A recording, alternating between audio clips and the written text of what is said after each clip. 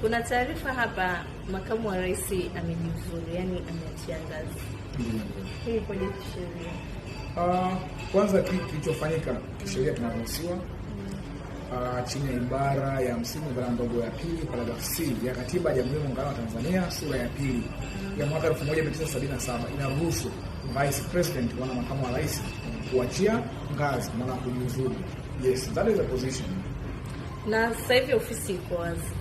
Ni utaratibu gani wa kisheria unachukuliwa ili kukava hiyo position? Katiba hiyo imetoa utaratibu inapotokea Vice President anaachia ngazi kwa maana kujiuzulu, imetoa utaratibu. Chini ya ibara ya 50 ibara ndogo ya 4 ya Katiba hiyo ya Jamhuri ya Tanzania inampa mamlaka rais kumchagua Vice President mwingine, makamu wa rais mwingine. Na huyo makamu wa rais atakuwa confirmed na bunge la Jamhuri ya Muungano wa Tanzania baada ya kupendekezwa na rais. Yes. Na ili tujue kwamba bunge limeidhinisha ama limekubali, tunazingatia kitu gani?